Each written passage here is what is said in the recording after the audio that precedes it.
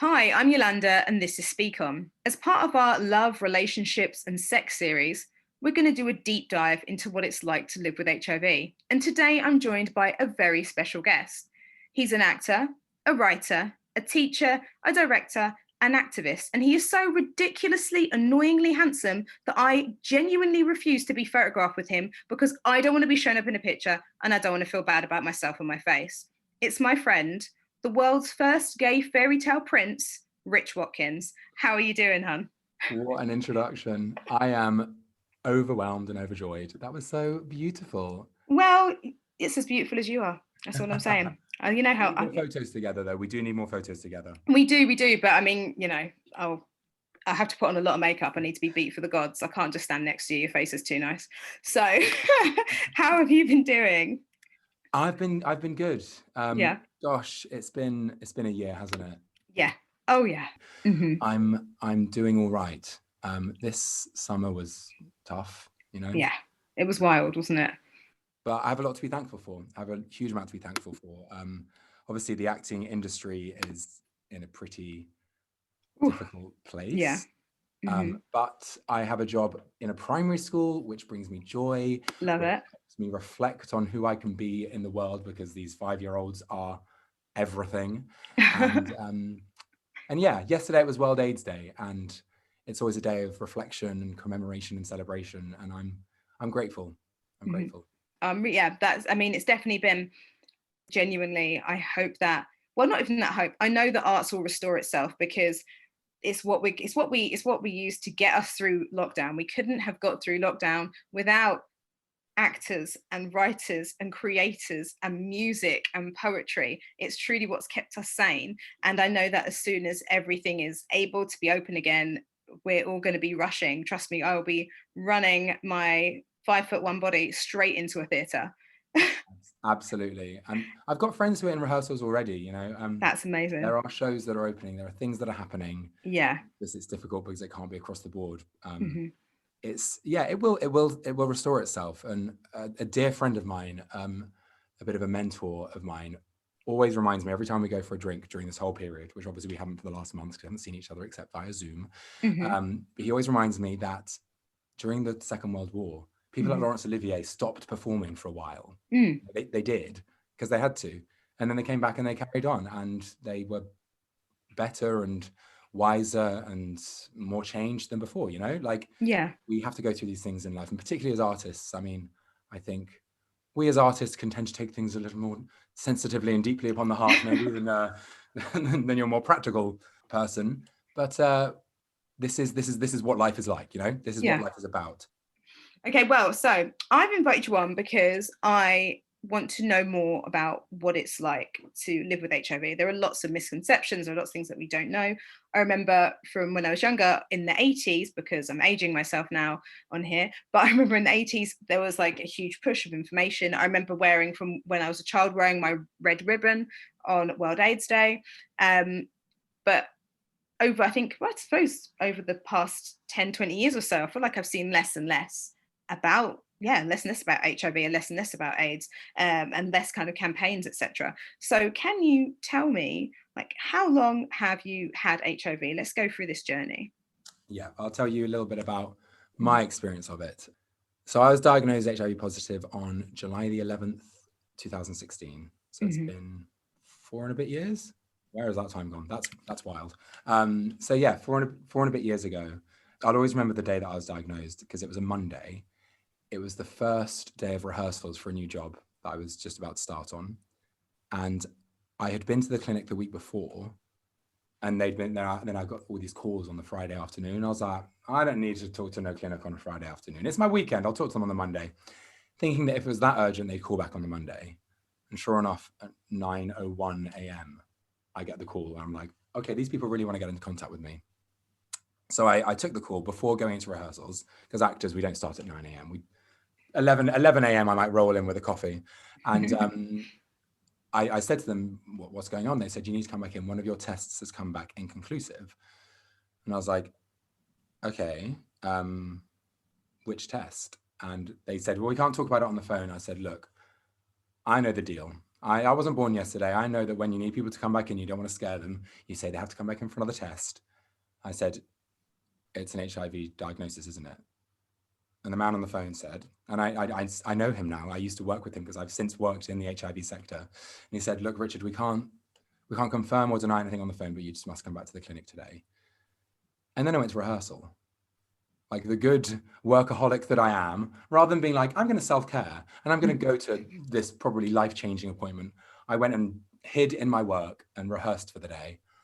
And then I went and taught drama after school in a primary school in North London. And then at 5 p.m, at the end of the day, I went to the clinic.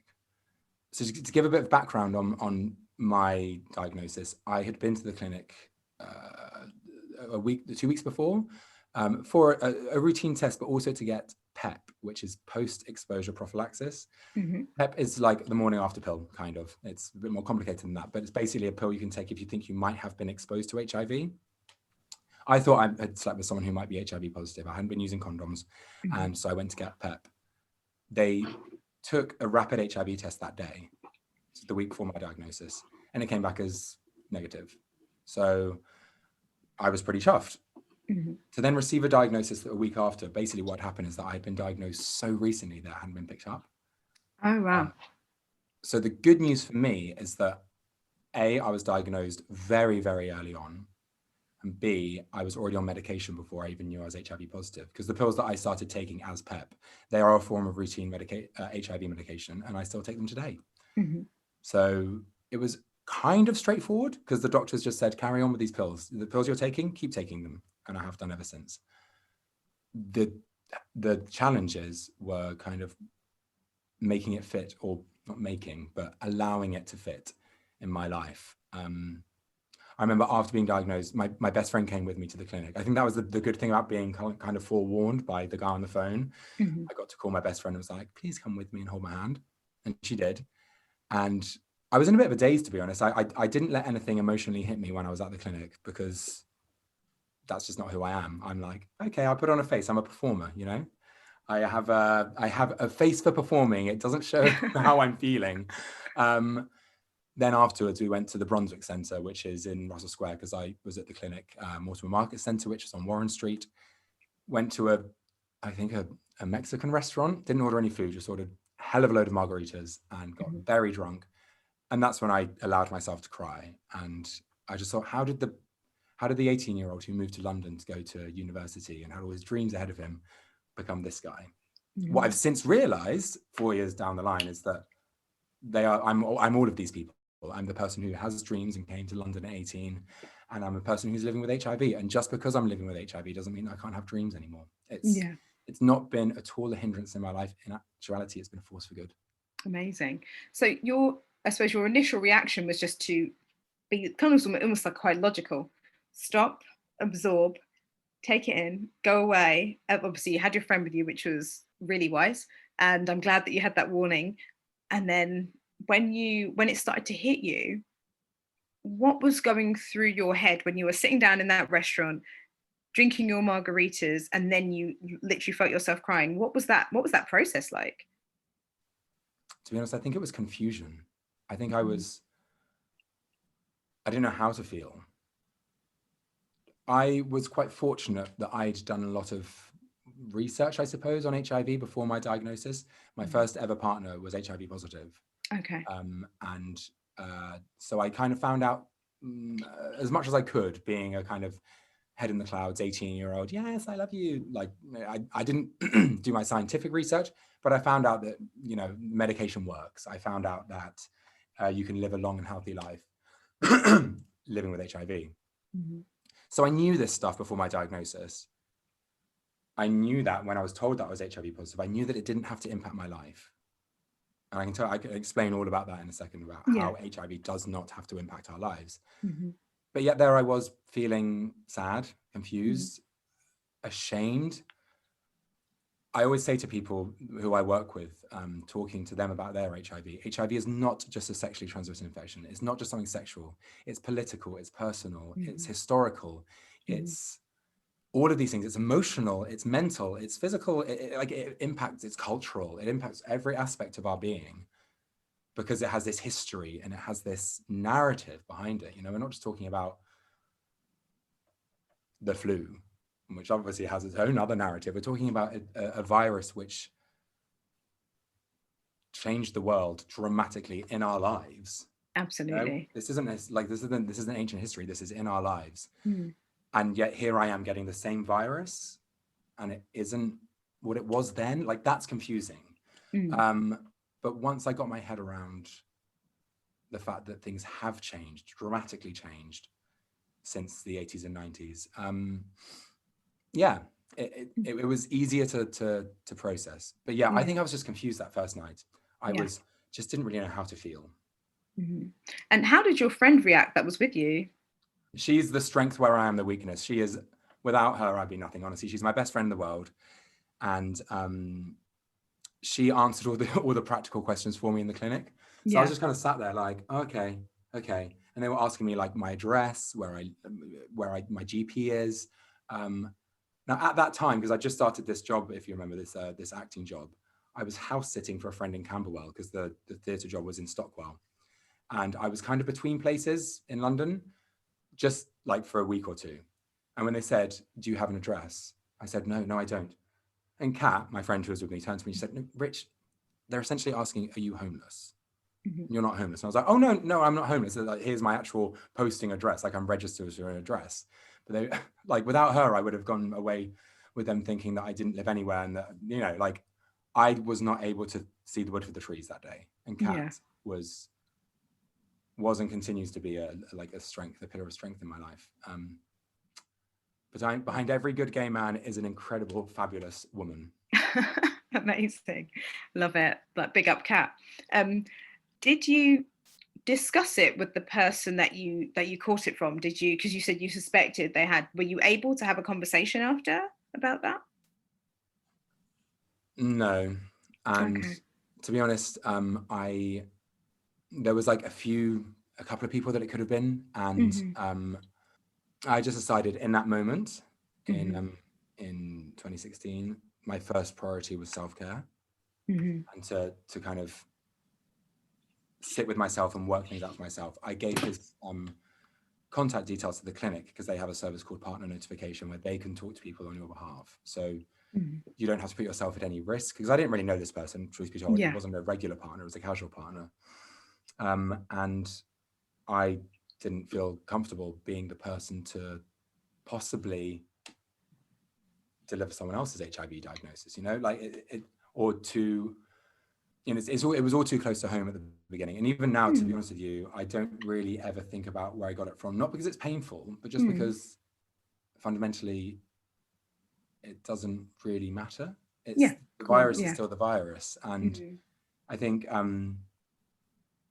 for some people who are living with HIV, the way that they got it, their route of transmission, if you will, is a very important part of their journey, because it's come from non-consensual sex, or it's come from trauma, or it's come from birth, you know, from their parents. Mine was just a hookup, and I didn't want to, and I still don't want to, make that into more than just a hookup. Yeah, that's fair enough. I think when you focus on where the virus came from, unless it is a weighty situation, for example, a trauma, if it's just a regular sex like we all have, bear in mind, if you make that into something bigger than it is, suddenly you're changing your relationship with sex. And I never wanted to do that. I wanted to be like, that's cool, that was that. Yeah. How am I going to process this from here? Because once you've got the virus, it's like it doesn't matter where it came from. That's my opinion. That's fair enough. And how did your friends and family react? Like, how did you break the news to everyone? I kind of trickled it out. To be honest, I was quite confident with having the conversation quite early on, because of all the stuff I knew from my ex, because of engaging so quickly with the clinic. Because, you know, there are people out there who would have received that call on that Monday morning and never gone in. Yeah. Because it's scary. And after that initial appointment, then I had to go in for further appointments, you know, to get my medication, to keep getting my medication. Still now have to keep getting my medication. That's just reminded me. Thank you, Yolanda. I have to contact the clinic for more medication. but engaging with care was a huge thing for me. And I did that straight away. I went on a newly diagnosed course at the clinic, and I met other people who were recently diagnosed. I met people who were living with HIV for years, decades. And creating that community early on for me was a huge force for good. Yeah. I ended up working with some of those people. I'm still very good friends with a lot of the people that I met early on in my diagnosis. And so I got used to talking about my HIV with them in a safe space with other people that understood it. Mm-hmm. And then I could go and talk to people that maybe wouldn't be as comfortable with the conversation. But the fact is, I knew that my friends were going to be okay with it. I mean, I'm very lucky. I'm a young white gay man living in London. Like, yeah. We are very catered for in the HIV conversation. Yeah. So a lot of my gay friends, I knew they'd get it. Like we have had the education, which a lot of other people, even here in London, haven't had. My family was a bit more complicated. Mm-hmm. I told my sister first as like a dress rehearsal for my mum. Yeah. And then when I told my mum, her first question was, have you told anyone else? Yeah. I couldn't lie to her. So I told her, yeah, I've told my sister. And she wasn't very happy about that. And then we ended up having the conversation. This is my news, not yours. And eventually we got to the point where I was like, we just wanted to both be there for each other. And my mum has been. My mum has come along to film premieres that I've done about HIV. She's come along to some of the workshops that have been held at the clinic where I'm a patient. My mum has engaged in my care, which is huge. She gets contacted as the HIV mum. Yeah. There was one other, like obviously there are plenty, but there was an incredible woman called Hatta Hodson, who is the mother of my friend Matthew. Matthew Hodson is the CEO of NAM, which is one of the big UK HIV charities. Hatta used to get rolled out as the HIV mum. She sadly passed away last year. And since Hatta's passing, people have started contacting my mum. And my mum was like, I don't know if I'm ready for this. Because Hatta was like, she was like career HIV mum. Yeah. But my mum is, she's been great. It was difficult though. Oh my God, it was difficult because, we're talking about sex. And of course. I'm still very British after all. I don't really like talking about sex. Yeah, I like to shock my mum with sex stuff all the time. It doesn't even necessarily have to be true. I just like to pepper it into conversation just to keep things spicy. Oh no, see, I will run away from those conversations, and having to have one, knowing that I was going to have to go and talk to my mum about it, it was pretty nerve-wracking. That must have been tricky. Yeah, my goodness. So how did the process of acceptance go for you, and how have you managed to kind of look after and maintain your mental health throughout that? The journey of acceptance, I can talk about. Maintaining my mental health, it's a journey. Yeah, that's a lifelong journey we're all on. Yeah. I think for me, it really began at that newly diagnosed course. It was creating a community. And it's been really hard this year for people living with HIV because we are a community. We're a very proud community. We're a very vocal community. And we're a community which has an incredible history. And some of the services in London, for example, there are gyms for people living with HIV. There are yoga groups, there are knitting circles. There's a lot for people living with HIV to meet people, to talk about this diagnosis, this virus with other people who have it. And I really engaged with that. I went on workshops with Terence Higgins Trust, the UK's largest HIV and sexual health charity, ended up getting a job there, a part-time job there. For me, it's people. I mean, I don't know if you've seen Fleabag, but one line in Fleabag that massively stuck out to me is people. They're all we've got. And I still believe that, people are what make living with HIV shit, but they're also what make living with HIV amazing, I am so grateful for the community of care workers, other people living with HIV, doctors, fabulous queer artists, these are the people that have nurtured and supported me, as well as my friends, Yeah. And I suppose that's to answer the second part of your question, how have I kind of maintained my mental health is people and perspective. Yeah. So I'll be honest with you, it was a journey. The first year of my diagnosis, I would have moments where I was absolutely great. And then I'd have moments where I didn't think that I deserved anything good in my life because I was living with HIV. Mm. So that show that I was rehearsing, I remember like opening night, I was like, oh, should I be getting on stage? Can I act? Can I pretend to be someone anymore when I have this whole new aspect of myself that I'm still grappling with? It was very confusing. Yeah. Then I went away. I went away to Australia and New Zealand. I was touring a show in Australia, and then I traveled New Zealand for a month. Mm. And I remember being sat on top of one of the glaciers in New Zealand. They have these incredible, beautiful, I mean, New Zealand as a country is beautiful in general. Add on top of that a huge glacier in the middle of the mountain with the ocean over there. And like, I was sat on top of it and I was like, life can't be that bad when the world can be this beautiful.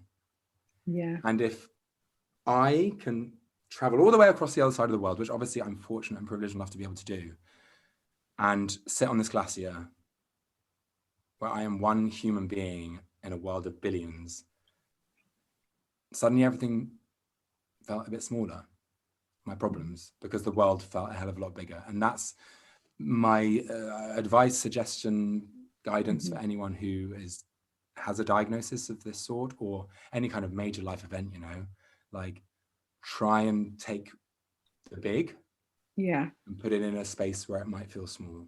Yeah, absolutely. And I think, yes, what you made some amazing points there. I think so many things in life we can, I suppose, hopefully get through or cope with more easily with connection. And I suppose, you know, you're in this community where you're able to reach out and there are people reaching back to you. And I suppose there's some people that can feel alone and everything, but it sounds like an amazing community to be part of in terms of support, etc. Obviously, this year would have been particularly tricky. But then, what would you say there are many changes, even though it's been 4 years? Are there many changes between living with HIV in like 2016, 2017 to now? Like, what's it like living with HIV today? Pandemic aside. Yeah, in my living room, it's great. I mean, I don't go out of the house anymore because I can't, but it's even in the few years that I've been diagnosed, there have been some major changes. The biggest one to mention is, and you can read all about him on the internet. There's plenty to read about the London patient. He's, I think, let me get this right, the second person to have technically been cured of HIV. Yeah. So I think about 10 years ago, give or take, there was someone called the Berlin patient. Essentially, these are two people living with HIV who had other life-limiting conditions. I think in both cases it was terminal cancer. Yeah. And they underwent such intensive procedures within themselves. And I think I'm not a scientist. I never claimed to be one. Yeah. You did not mention science anywhere in that lovely introduction. My understanding is that it's to do with bone marrow, and it's a bone marrow transplant. And essentially, there are two people now living in the world who had HIV, who had diagnosis of HIV, and now categorically do not. And that's huge. It just feels exciting. It won't affect me. It doesn't affect me. We're talking about very specific, unique cases, and it costs so much money to do these procedures. Yeah. But it's, I mean, compared to 40 years ago. Oof, yeah. The big change for me in HIV, which has impacted my life, is the development and continual acceptance, and we're still campaigning with this, of undetectable, which is undetectable HIV is untransmittable HIV. When we, as living with HIV people, take our medication, we reduce the HIV virus in our blood. That's what it does. It blocks the reproduction of the blood cells. The medication is so good these days that it can very quickly, within a matter of weeks, basically, reduce the amount of HIV to such a small amount that it's undetectable on a blood test. It's still there. There's trace levels of it, but it's undetectable. When you're at that point, you cannot pass your HIV on through sex, through childbirth, through any of the usual routes of transmission. And this happened to me. So I was diagnosed in the July 2016. By August 2016, I was undetectable.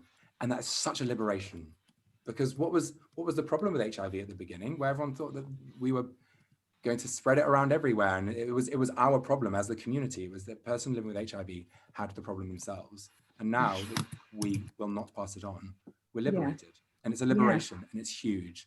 So for anyone who's listening that maybe hasn't heard about that, it was life-changing, and it's changed the status of HIV in the world forever.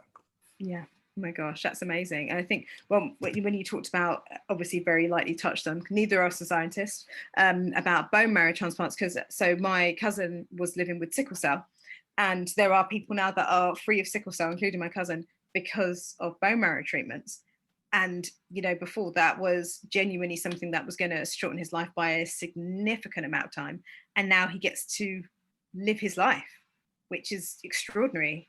I mean, it's remarkable, isn't it? For me, I mean, like, it is an amazing feat of science and medicine that this happens. I'm happy to say that I don't feel I need a bone marrow transplant to feel I have my life back. Yeah. It's comparable to diabetes. Like, it hasn't really affected my health at all. I mean, the things that do affect my health are drinking too much and eating loads and loads of carbs when I shouldn't, you know, and not exercising, like everybody. HIV hasn't impacted my health. It hasn't changed my life in any big significant way other than self-reflection and learning about myself, learning to love myself better and more strongly than I did before. Oh, that's amazing. And I think, you know, you touched on something so poignant there when you talked about the difference like 40 years ago.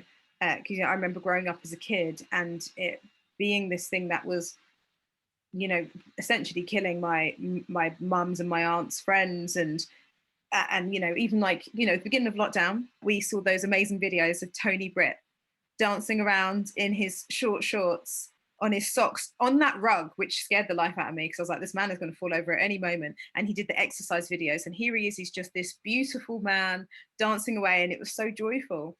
And I remember looking him up, and I was just like, you know, he was like taken by the epidemic, and it's just, or the illness, I should say, and it was just so sad. It was this amazing video, but tinged with such sadness. He was like famous now, and it would have been so amazing to be able to, if he was alive, to reconnect with him and show him how cool everyone thought he was and how brilliant it was. And it just shows there's just so many people taken from us, it just needlessly at that time as well, because obviously, like you said, it's also political. It's not just health, it's everything, isn't it? Massively so. I had no idea that he was living with that he died from AIDS. I didn't know. Well, I looked him up because I was like, oh my gosh, I have to follow him on Instagram. I have to find this man. What's he doing now? So it was so sad to read that. And it genuinely, every time it's on one hand, I'm just like, oh, I hope if there is an afterlife, he's seeing how much joy he brought everyone at the beginning of the pandemic in his little blue shorts. I had forgotten those videos. I'd forgotten. Yeah. They were everywhere. They were everywhere. I was like, where does this come from? How have we only just discovered this? Like, what were we doing with our lives before today? Yeah. It was the BBC archive just churning out the hits. Yeah, that was when lockdown was like at its maddest, when we were like, let's go into the archives of the BBC, and we actually what we found was gold. Exactly, yeah. It's when they officially they were anticipating running out of TV, so they were just like, let's just get everything out. Let's get it all out. Yeah. So it's something that I have felt quite acutely as well. Being an actor, and particularly musical theatre, which is what I trained in, the theatre and dance and art and culture industries and fashion were just ravaged by the AIDS epidemic. Absolutely decimated, weren't they? If you think about, is it Jermaine Stewart?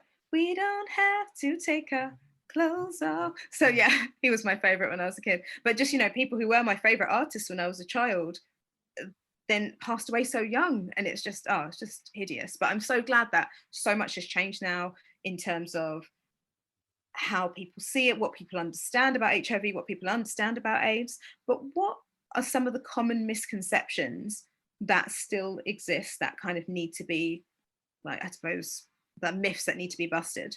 Oh gosh. Well, there are the usual ones, which I don't think are that commonly believed anymore, that you can get HIV through kissing, and well, I mean, if you did think that, there's your myth. Bust that. You can't get HIV through kissing.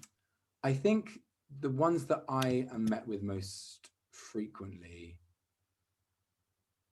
would be that HIV makes you ill. I remember when I was diagnosed, going for I went to a Weatherspoons pub. I mean, yeah, this is how poorly I was looking after myself in 2016. And I was a recently graduated actor, so I was, you know, I had a justification. I was a penniless artist, Yeah. eating his beer and his burger to survive. Yeah. And I went with my two dearest friends from drama school, who have since married, and in the last couple of months had a baby. So I'm a fairy godfather at last. Amazing. my little baby Peggy, who I've met once because of this pandemic, but she knows I love her. So these are my two dearest friends from drama school. And we went for dinner, and this is when I told them about my diagnosis. And they said, well, you are looking quite thin. Is that why? And I was like, no, I'm looking thin because I've tried hard, and I'm not eating that much lately, and I'm very grateful for this figure. Thank you very much. And so, like, there was no relationship between me having been diagnosed a month or so before, and I think people have that automatic connection in their head between those images that we will all know from the 80s of thin, dying people and HIV. And I was just having a skinny day. Do you know what I mean? We all have them. Yeah. Next week I had a fat day. Yeah. I think it's that assumption that I'm going to be ill or look or feel or be weaker. Yeah, they all think, I suppose there are some people that think that everyone living with HIV is in the closing scenes of Philadelphia. Yeah. Potentially, just because that's what some people have been presented with. So how do you manage your HIV now? So I know you talked about like medication. Is there anything else that you do except for medication? Currently, not really, because this is a grander conversation, but I think this year has really kind of fine-tuned the focus on life. You know, I mean, on a literal sense, like we're not really doing much at the moment. I'm not traveling, going out and seeing friends, and you know, life is a lot simpler these days. And so, HIV-wise, all I do is take my meds. Prior to this year, I was engaging in my communities, and I still am. You know, virtually. As I said, a lot of my dearest friends are from the HIV community. But I have to say, it's been quite tough this year, not being able to go into the clinic just to pop in and have a coffee and hang out in the reception. And I know in the grand scheme of the pandemic that we're going through, it's piecemeal. It's not that important for me to go and sit in the reception of my clinic and have a free cup of tea. But for a lot of people, that's their space. This is our space where we feel safe to be a person living with HIV. Yeah. So it's it's had its challenges, not purely just for me. I think on a community level, that we cannot be a community literally at the moment. Yeah. But I mean, what I do is I just try to keep well mentally. You talked earlier about, or you mentioned earlier that the diagnosis has brought some like real positives into your life. What would say like one or two of the major changes that it's brought to you? It's a constant journey. If you'd asked me that question a year or so after being diagnosed, I would have spoken about how grateful I was for the newfound perspective. So after that whole trip to New Zealand and kind of realizing that I wasn't the most important thing in the world, and you know, I really did believe that up until the age of 21. Yeah. So I think gaining a sense of perspective that I am lucky. I'm so lucky to be living in the part of the world that I live in, to have access to the medication that I do. Because, you know, without that medication, things would look very differently. And there are some places in the world where where people don't have access to that medication. So that sense of perspective and kind of realizing that my problems were not the most important problems in the world.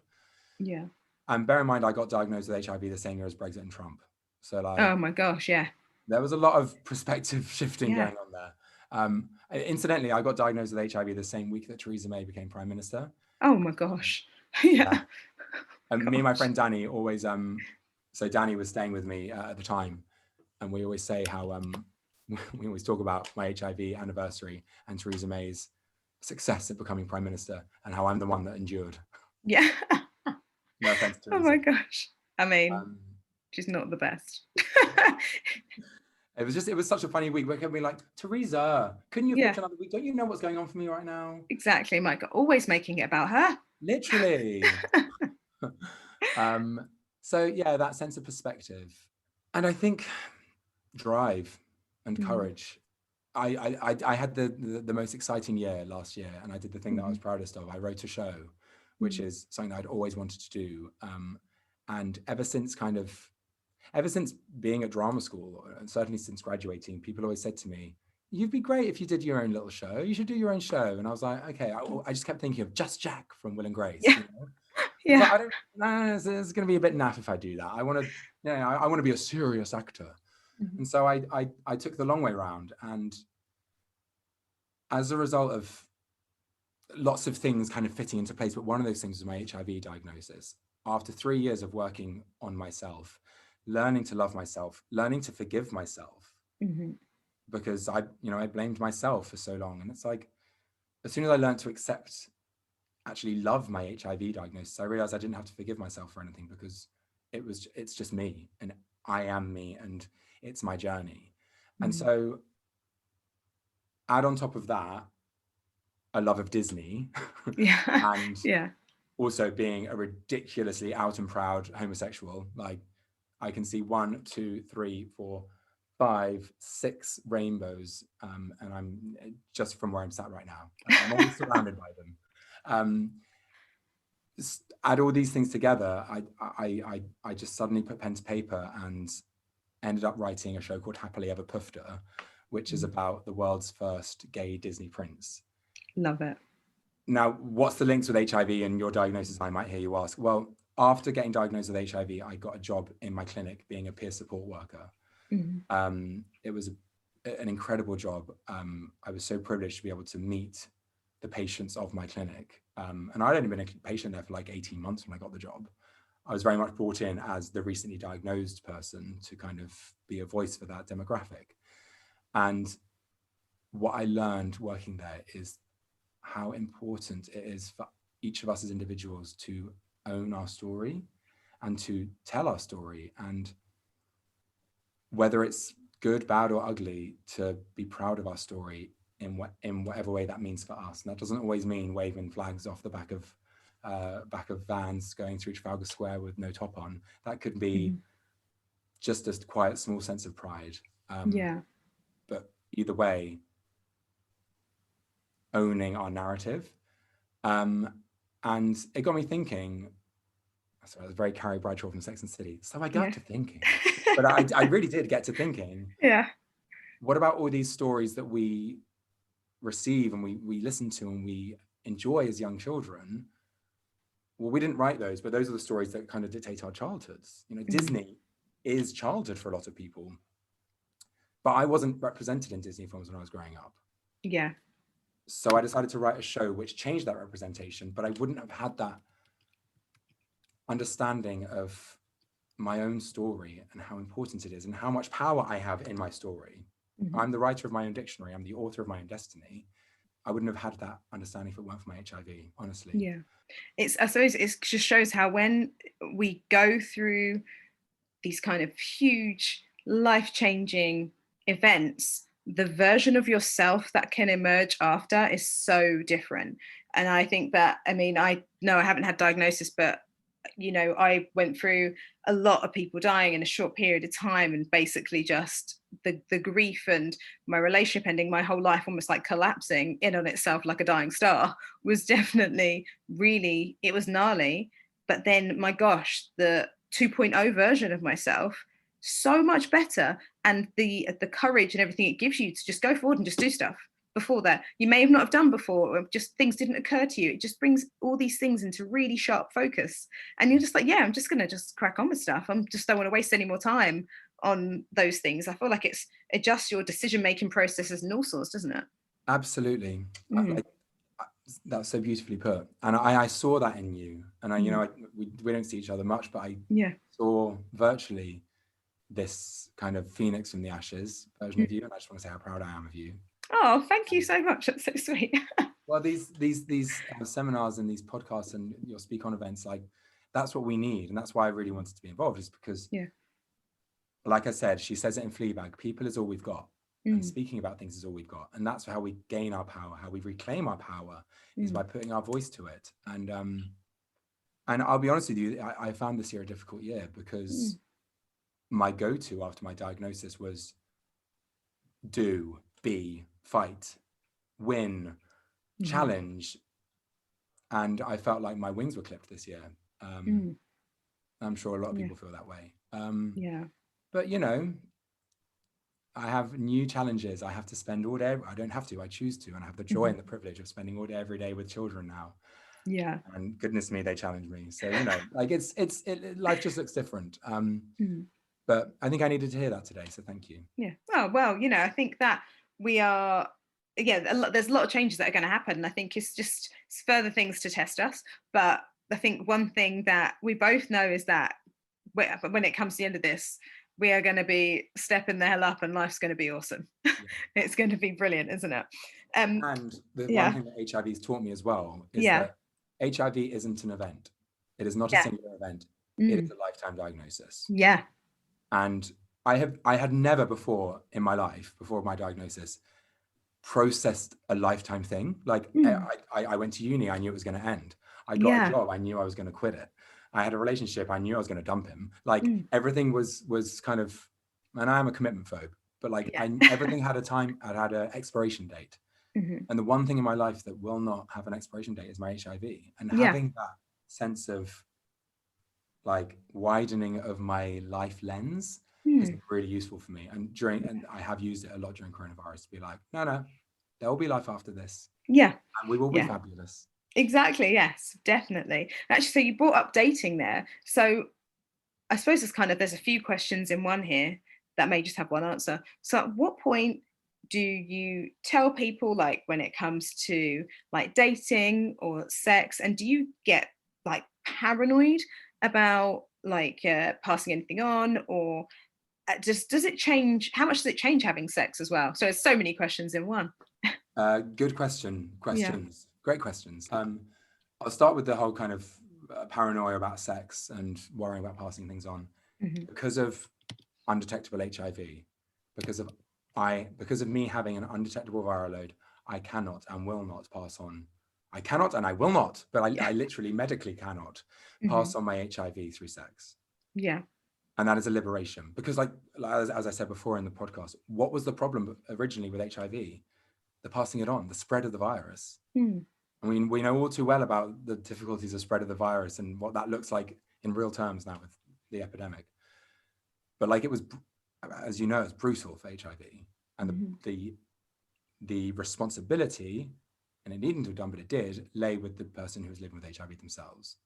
Well, now us people living with HIV are free of that responsibility because we are undetectable, and I can have sex with anyone, any way I like, within reason. But I can have any kind of sex, whether it's straight vaginal sex, or whether I'm having anal sex, or whether I'm having sex with multiple people, or, you know, oral sex, all the kinds of sex. And I will not pass on my HIV because I am undetectable. So once I had not just understood, but like lived that fact and made my undetectable HIV part of my identity, sex hasn't really been a concern. I mean, sex is always a concern because I'm, you know, never getting any, certainly during lockdown. But HIV and sex hasn't really been an issue for me. It hasn't. With regards to dating and kind of telling people, I'm kind of fortunate because, this is going to sound awful, but if you Google me, you pretty soon find out that I'm HIV positive because I've done so much talking about it. I also am, as I said earlier, part of a demographic for whom HIV is a very accepted thing.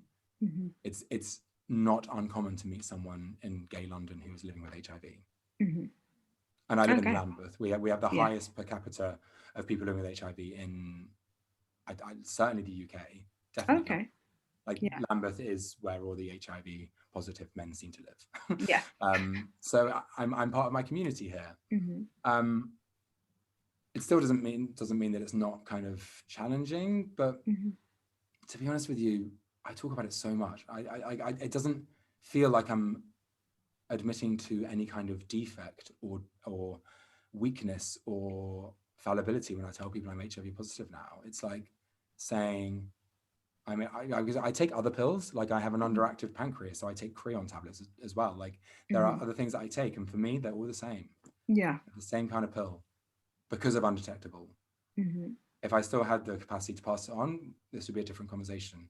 But Yeah. because my HIV now affects no one but me, then no one's opinion but mine matters. That's awesome. So have you ever been discriminated against, like with work or in kind of any other areas? And has your diagnosis like affected your view of your future at all? Good question. Discrimination, no, I'm very fortunate, but also we are protected by so many, by the Equality Act, essentially.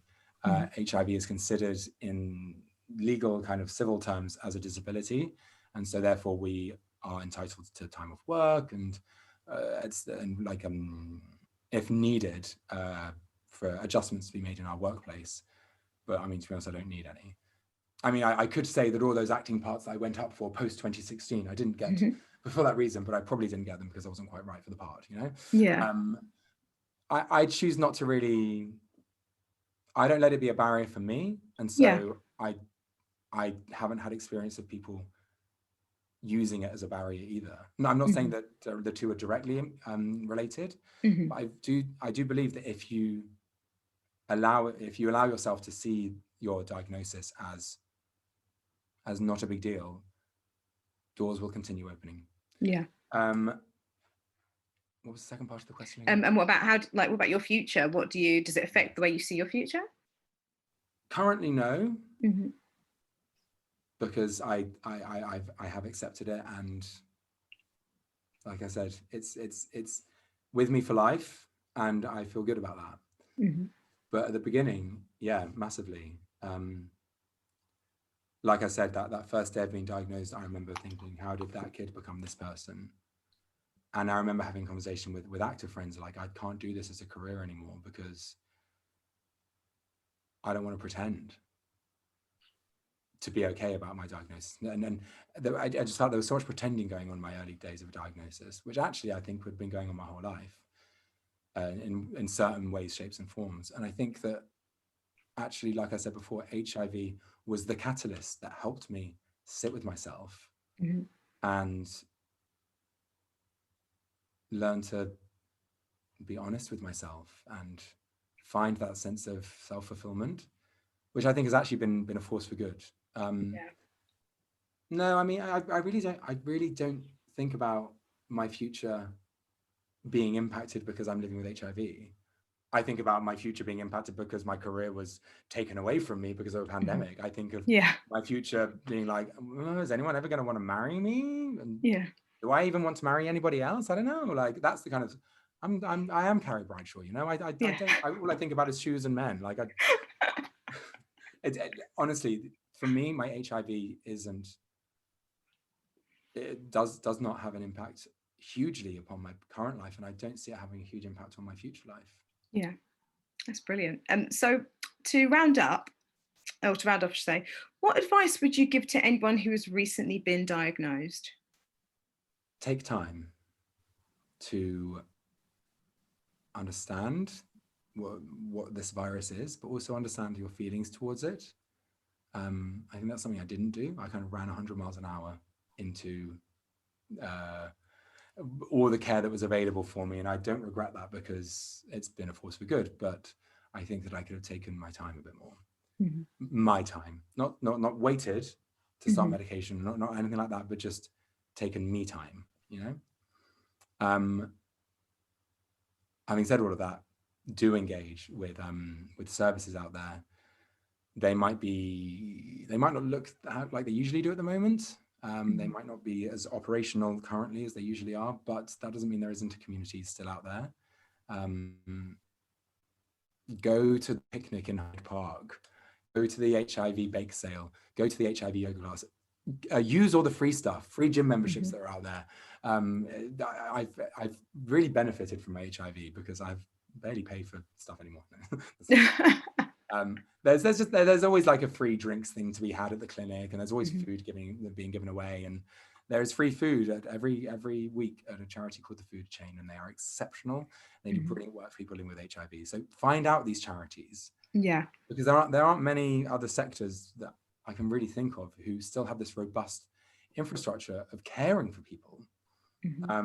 because of all the cuts that have happened over the last decade or so. You know, we don't really have that, but HIV has endured. I mean, like, don't get me wrong, the cuts have massively impacted the HIV community and the care workers who work within it. But I think because of the sense of community that we have, and that was born out of the AIDS epidemic, we have charities such as the Food Chain, Terence Higgins Trust, Positive Health, who are there purely to help people, really, truly, and honestly to help people. Yeah.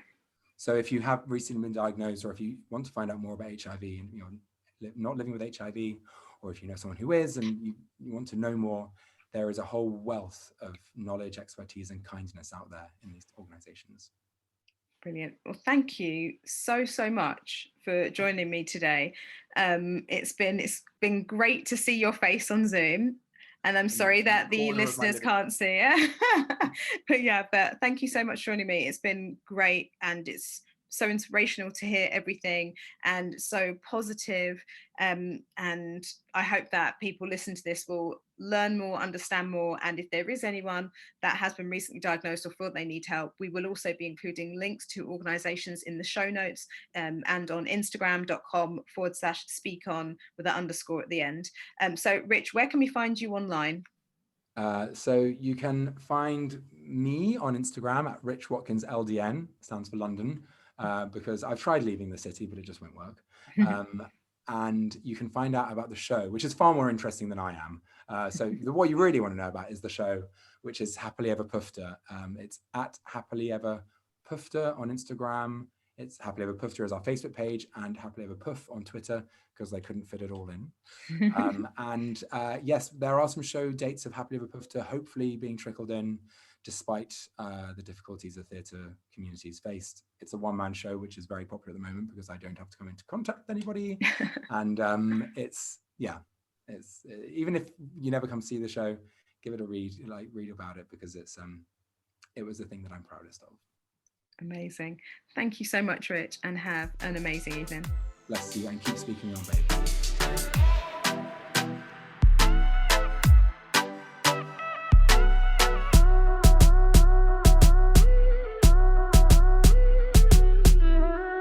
Thank you for listening to Speak On. Make sure you like, subscribe, and share with your friends, family, co-workers, strangers in the street. To find out more about us, including our upcoming events, head over to Instagram, instagram.com/speakon_. Bye!